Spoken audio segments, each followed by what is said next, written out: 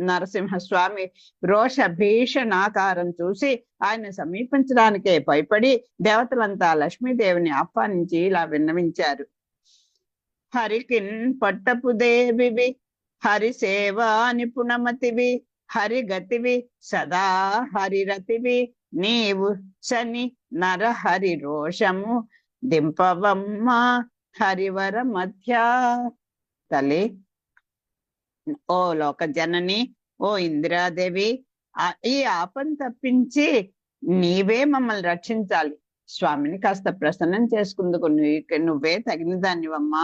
ఆ శ్రీహరికి నువ్వు పట్టపురాణివి, తర్వాత హరిప్రియవు. స్వామికి ఎంత ఇష్టం అండి.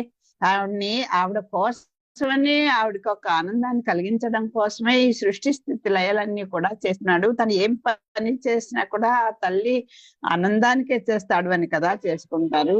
మరి ఈవిడ కూడా అనపాయన్ని కదా, అనురూప. ఇది ఆయనకి తగినటువంటిది కదా ఈవిడ. స్వరూప స్వభావాల్లో కూడా స్వామికి ధీటుగా ఉన్నటువంటి తల్లి కదా.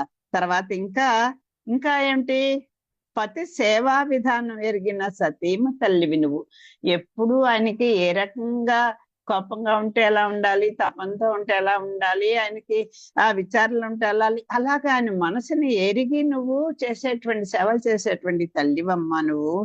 మా కోరికలు తీర్చడానికి కల్పవల్లివి నువ్వే. లేకపోతే ఆ స్వామికి చెప్పి మమ్మల్ని రక్షింప చేసేది ఎవరి తల్లి చెప్పు? నువ్వే కదా. నీ పురుషకారం చేతే కదా మేము హాయిగా ఉండగలుస్తున్నాం. మా సింహేంద్ర మధ్య సింహం అంటే నడుము కలిగినటువంటి దాన నరసింహస్వామిని శాంతిపరచు తల్లి అని వేడుకుంటున్నారు. అని నన్ను ఈయకొని మహోత్కంఠతోడ కలకంఠి కంటి నరకంఠీరవుని ఉపకంఠంబున కుంచని. ఉపకంఠము అంటే చాలా సన్నిధికి, ఆ స్వామి సన్నిధికి వెళ్ళి తినరా ఈవిడ అని అభ్యర్థించగా వీళ్ళందరూ అలా ప్రార్థిస్తే విని సమ్మతించి ఆదిలక్ష్మి అత్యంత ఆసక్తితో నరసింహస్వామి సన్నిధికి వెళ్ళి చూచింది.